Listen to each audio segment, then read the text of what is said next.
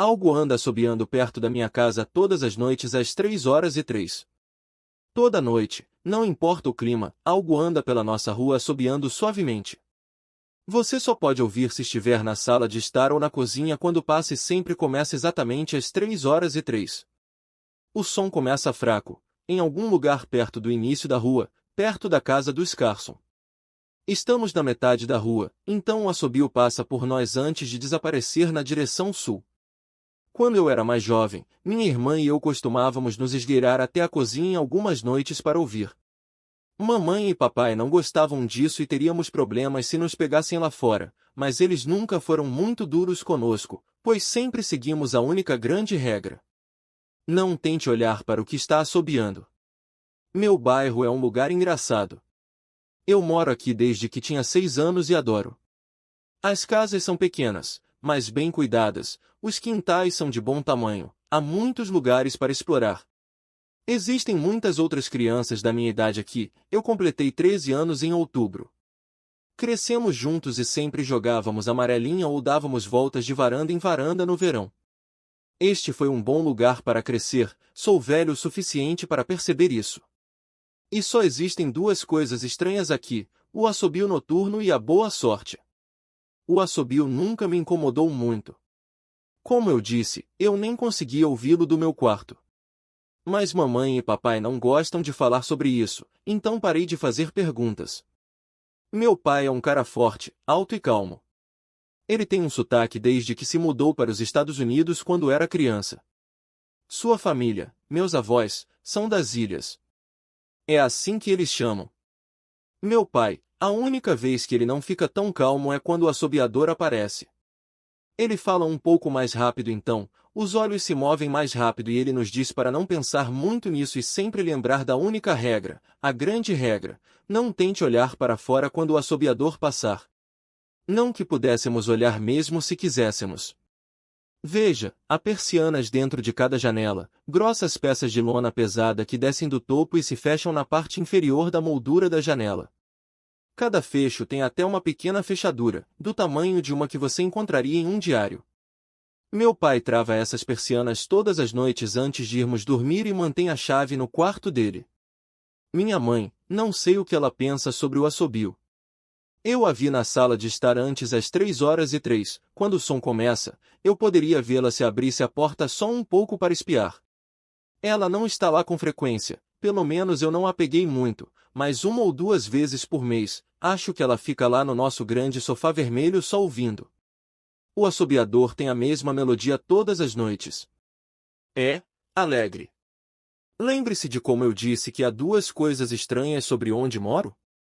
Bem, além do nosso assobiador noturno, todos no meu bairro são realmente sortudos. É difícil de explicar, e papai não gosta que falemos muito sobre essa parte também, mas coisas boas parecem acontecer com as pessoas por aqui com frequência. Geralmente, são pequenas coisas, ganhar um concurso de rádio, ou receber uma promoção inesperada no trabalho, ou encontrar algumas pontas de flechas enterradas no quintal, sabe, do tipo autêntico. O clima é muito bom e não há crime e os jardins de todo mundo florescem mais brilhantes no outono. 1 milhão de pequenas bênçãos, eu ouvi minha mãe dizer sobre viver aqui. Mas a principal razão pela qual ficamos aqui, por que nos mudamos para cá em primeiro lugar, é minha irmã Emily. Ela nasceu muito doente, algo com seus pulmões. Nós não conseguimos nem trazê-la para casa quando ela nasceu, só podíamos visitá-la no hospital. Ela era tão pequena, eu me lembro, pequena mesmo em comparação com os outros bebês. Uma máquina tinha que respirar por ela. Nós nos mudamos para nossa casa aqui para ficar mais perto do hospital. Assim que nos mudamos para cá, Emily começou a melhorar. Os médicos não conseguiam descobrir o que era, eles atribuíram aquilo que estavam fazendo, mas todos nós podíamos perceber que eles estavam confusos. Mas meus pais sabiam, até eu sabia, que a melhora da Emily era apenas mais uma das milhões de pequenas bênçãos que recebemos por viver em nosso bairro. Então, é por isso que ficamos, mesmo depois de descobrirmos que, para cada pequeno milagre que acontece aqui todos os dias, de vez em quando, algumas coisas ruins acontecem. Mas elas só acontecem se você procurar pelo assobiador. Veja, nosso bairro tem um comitê de boas-vindas. Eles aparecem com um prato de macarrão e uma cesta de presente e um envelope Manila sempre que alguém novo se muda. Eles são muito amigáveis. 4 pessoas apareceram quando nos mudamos há 7 anos. O comitê fez pequenas conversas, me deu uma barra de Snickers e revezaram-se segurando a Emily. Era sua primeira semana fora do hospital, então eles foram muito cuidadosos. Depois, o comitê pediu para falar com meus pais em particular, então fui mandado para meu quarto, onde ainda consegui ouvir quase todas as palavras.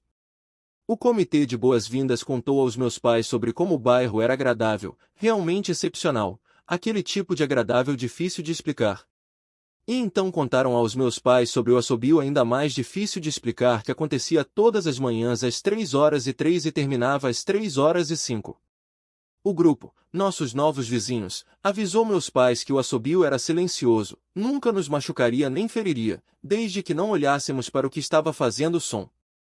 Essa parte eles enfatizaram e eu pressionava o ouvido contra a porta tentando ouvir.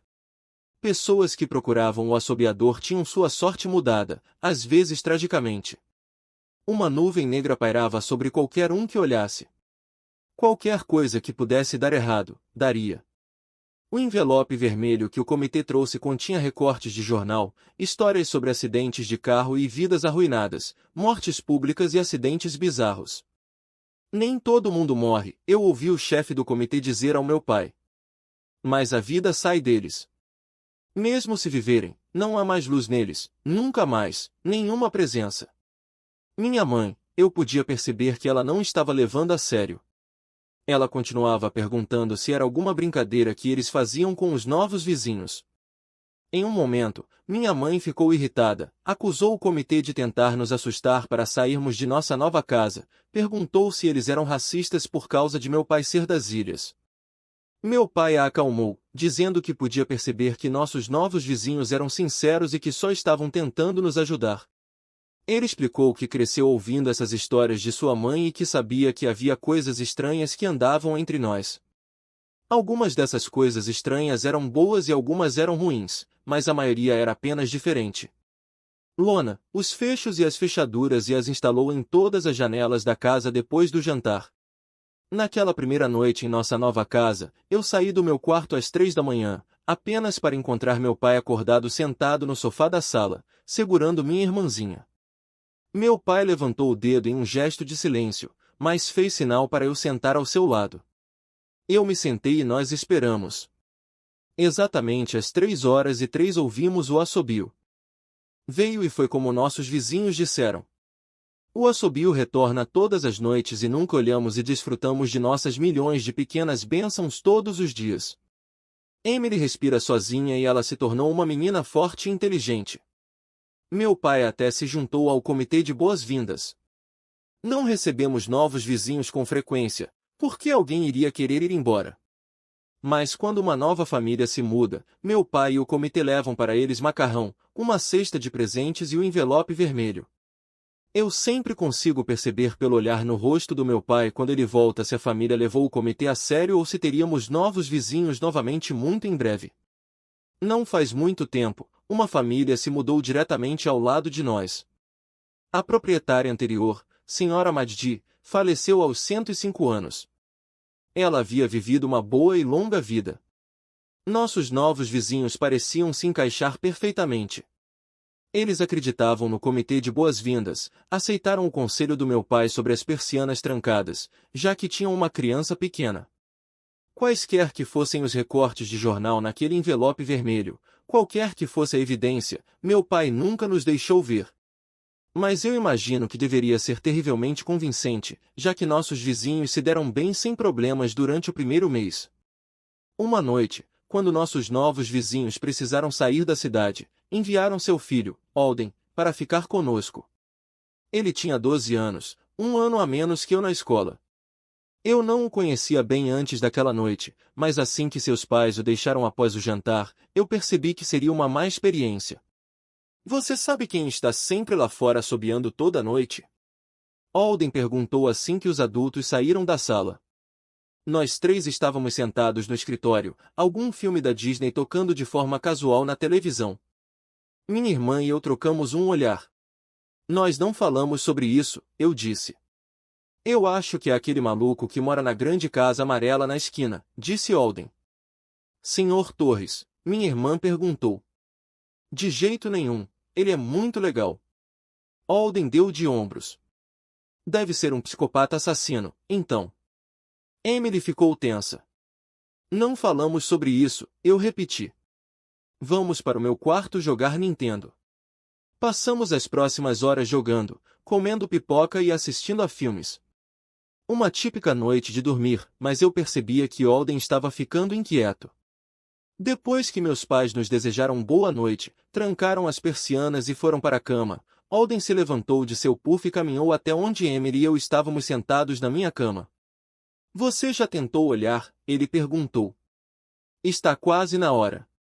Como na maioria das noites de sono, convenientemente ignoramos qualquer sugestão de hora de dormir. Eu fiquei chocado ao ver que ele estava certo, já eram quase 3 da manhã. Eu suspirei. Nós não. Veja, eu não posso nem tentar olhar porque meu pai tranca as persianas toda noite e esconde a chave e ele continuou, ignorando-me. Então, nosso pai faz isso, disse Emily. Não, respondeu Alden. Não, ele não faz. Você ouviu fazer isso, eu disse, um pouco mais áspero do que pretendia. Alden sorriu.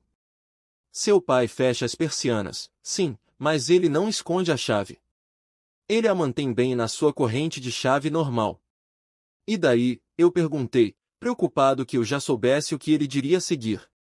Porque eu tinha notado que meu pai não se preocupava mais em esconder a chave depois de todos esses anos. Porque ele sabia que nós levávamos isso a sério. Então, depois que seu pai trancou, mas antes de seus pais irem para a cama, eu fui ao banheiro. E no caminho, talvez eu tenha espiado o quarto deles, e talvez eu tenha visto a corrente de chaves do seu pai em sua mesa de cabeceira, e talvez eu tenha ido e pegado a chave das persianas. Emily e eu o encaramos, e seu sorriso só aumentou. Você está mentindo, eu disse. Alden deu de ombros. Você pode verificar se quiser. É só abrir a porta dos seus pais e olhar, você verá a corrente de chaves bem lá em cima na mesa de cabeceira. Fique aqui, eu disse aos dois. Não mova um músculo. Corri até o quarto dos meus pais, mas hesitei na porta. Se Alden não estava mentindo, meu pai ficaria bravo. Além de bravo. Eu estava com medo só de pensar nisso. Mas mais medo de uma janela aberta com o assobiador logo do lado de fora. Eu abri a porta, um dedo, e olhei, mas estava escuro demais para ver. Respirando fundo, entrei no quarto. 2 passadas no escuro e congelei. O assobio começou. E eu podia ouvi-lo claramente, do quarto dos meus pais. Eu nunca percebi, mas eles devem ter ouvido o som todas as noites desde que nos mudamos para casa. Eles nunca nos contaram. Eu não acho que eu conseguiria dormir com isso. Fiquei lá, ouvindo o assobio se aproximar, sem saber se deveria acender a luz ou chamar meu pai. Sons suaves da sala de estar me trouxeram de volta à realidade. Emily, eu gritei, correndo para fora do quarto dos meus pais. Alden e Emily estavam parados perto da porta da frente ao lado de uma janela. Alden não estava mentindo. Eu podia vê-lo mexendo com o fecho de uma das persianas. Eu ouvi um clique. Ele realmente tinha a chave. Alden soltou uma risada rápida. Emily estava ao lado dele, encolhida, com medo, mas talvez curiosa. O assobio estava bem do lado de fora da nossa casa agora. Eu acho que fiz um som, chamei. Não consigo me lembrar. O tempo parecia congelado, as mãos do relógio presas ao mostrador. Mas me vi em movimento. Não sou rápido, nunca fui atlético. Alguma coisa, porém, me fez cobrir o espaço entre eu e Emily em um instante. Meus olhos estavam fixados nela, mas eu ouvi Alden puxar a persiana para baixo para que ela pudesse se soltar. Eu ouvi o estalo dela começando a levantar e ouvi o assobio logo do outro lado da janela. Mas eu tinha meus braços ao redor de Emily e nos virei para que ela estivesse de costas para a janela. Ao mesmo tempo, eu fechei os olhos. A persiana se abriu. O assobio parou. Eu senti minha irmã tremendo em meus braços. Não olhe, tá bom, eu disse a ela. Não se vire. Estávamos posicionados de modo que ela estava olhando de volta para o corredor e eu estava voltada para a janela. Meus olhos ainda estavam fechados. Eu senti ela acenar para baixo em meu ombro. Apliquei a mão com o braço que não segurava Emily e tentei tocar Alden. Minha mão roçou seu braço. Ele estava tremendo mais do que Emily. Alden, eu perguntei. Silêncio. Atingi o espaço além dele e cuidadosamente toquei a janela, os olhos ainda vedados. O vidro estava frio contra minhas pontas dos dedos. Mais frio do que deveria estar para a época do ano. Eu movi a mão pela janela, procurando a corda da persiana. O vidro começou a esquentar quanto mais eu estendi a mão e havia um suave zumbido voltando para minhas pontas dos dedos. Eu tentei não pensar sobre o que poderia estar do outro lado da janela. Finalmente, toquei na corda e puxei a persiana para baixo. Eu abri os olhos. A luz tênue vazando da cozinha, eu podia fazer uma ideia de Alden, pálido e pequeno, olhando para a janela agora fechada. Alden, eu perguntei novamente. Ele se virou para mim e ele gritou. Tudo se tornou uma confusão de movimento. Luzes começaram a acender no corredor, depois na sala de estar. Passos dos meus pais ecoaram pelo piso de madeira. Eu não me virei para olhar para eles, meus olhos estavam colados em Alden. Ele estava pálido, mordeu o lábio tão forte que havia uma linha fina de sangue descendo seu queixo e ele tinha se molhado. O que aconteceu? Meu pai perguntou atrás de mim. Eu consegui me desviar de Alden e olhar para trás. Ele olhou. Eu nunca tinha visto meu pai com medo antes, mas vi naquela noite, naquele momento, um terror velho e feio estampado em seu rosto. O medo de um pai. Somente Alden, ele sinalizou para mim. Eu assenti sim. Meu pai soltou um suspiro. Ele parecia tão aliviado que praticamente esperava que ele fosse comemorar. Mas então se virou para Alden e a expressão do meu pai mudou. Eu me perguntei se ele se sentia mal por se sentir bem por Alden ser o único que olhou. Houve uma batida na porta. Nós congelamos. Alden choramingou. Não responda, minha mãe disse. Ela se posicionou na entrada do corredor. Sempre pensei que ela fosse uma cética e apenas apoiava meu pai sobre as janelas e o assobiador, mas naquela noite todos nós éramos crentes. Notei que ambos os meus pais seguravam bastões de beisebol que deveriam ter pego do quarto deles. O golpe veio novamente, um pouco mais forte desta vez. Por favor, não abra a porta, Alden sussurrou. Meu pai foi até ele, o abraçou apertado. Não vamos, meu pai prometeu, ainda segurando seu bastão. Nada vai entrar aqui esta noite. Toque, toque, toque. Desta vez a batida era forte o suficiente para fazer a porta tremer. Alden gritou novamente e Emily segurou os braços ao redor do meu pescoço. Minha mãe se aproximou e se ajoelhou ao nosso lado, envolvendo minha irmã e eu próximos. Chame a polícia, minha mãe sussurrou para meu pai. A batida instantaneamente parou. Meu pai olhou por cima do ombro para nós. Você acha? Ele foi interrompido por uma batida frenética que se transformou em uma batida educada tep-tep-tep. Polícia, algo disse do outro lado da porta. A voz do lado de fora soava exatamente como a minha mãe, como um papagaio repetindo as palavras de volta para ela. Polícia. Chame. A polícia. Minha mãe nos puxou mais perto. Polícia. Polícia. Polícia. Polícia. Por favor, pare, eu ouvi ela sussurrar. Não acho que ligar para eles ajude, meu pai disse. Como saberemos se são eles na porta? A batida voltou mais forte do que antes. A porta tremeu. Então parou. Após um longo momento, eu ouvi a batida novamente, mas estava vindo da nossa porta dos fundos. Todos nós nos viramos juntos em direção à porta dos fundos, mas a batida imediatamente voltou à porta da frente. Frente e verso, de volta e frente, alta depois baixa depois alta novamente. De repente, o som vinha de ambas as portas ao mesmo tempo, grandes, pesados golpes como um martelo. Então algo começou a tocar todas as janelas da casa, depois as paredes. Era como se estivéssemos vivendo dentro de um tambor com uma dúzia de pessoas tentando tocar ao mesmo tempo. Ou éramos uma tartaruga, e algo estava tentando nos tirar de dentro de nossa concha. Para! Alden gritou. A batida morreu. Eu não vou contar, Alden disse, olhando para a porta. Eu prometo que não contarei para ninguém o que vi. Só por favor, vá embora. Nós esperávamos por quase 1 minuto. Então ouvimos um suave tap-tap-tap vindo da janela pela qual Alden tinha espiado anteriormente.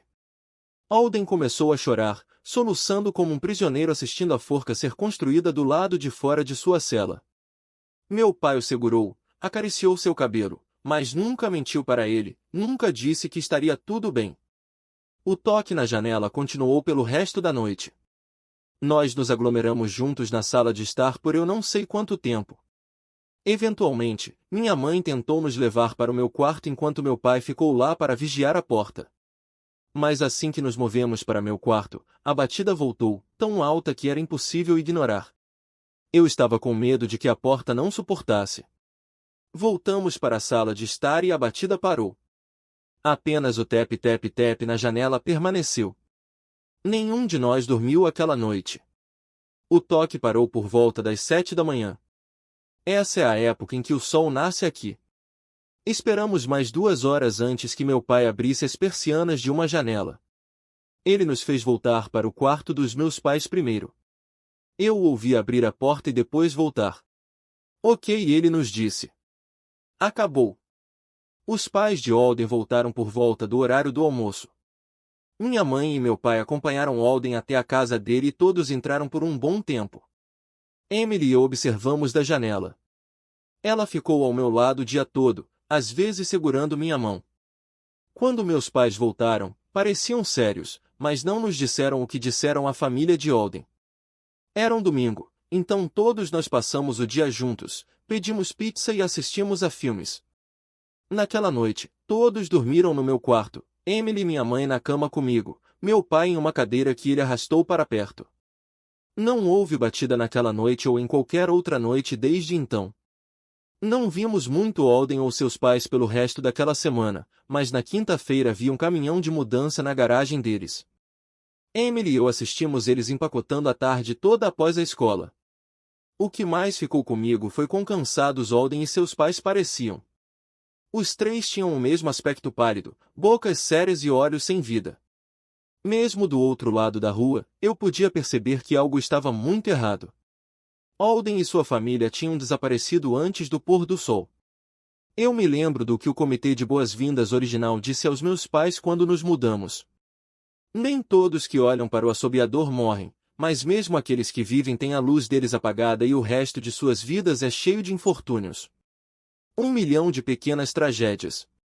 Eu acho que os pais de Alden devem ter olhado, seja para confortá-lo se não acreditassem ou compartilhar o fardo se acreditassem. Eu assisto Emily em alguns dias, feliz, jovem e viva, e me pergunto se eu tivesse sido mais lenta, se ela tivesse olhado pela janela naquela noite, eu teria olhado também? Para confortá-la? Para compartilhar aquele fardo? Estou feliz que não precisei descobrir. Ainda vivemos naquela casa, naquele bairro. Ainda ouvimos nosso assobiador passando toda a noite. As bênçãos, a sorte, as coisas boas aqui são boas demais para ir embora. Mas somos cuidadosos. Nós não trazemos mais amigos para passar a noite. E meu pai esconde a chave das persianas muito, muito bem. Não que eu tenha ido procurar. Algumas coisas você simplesmente não precisa procurar.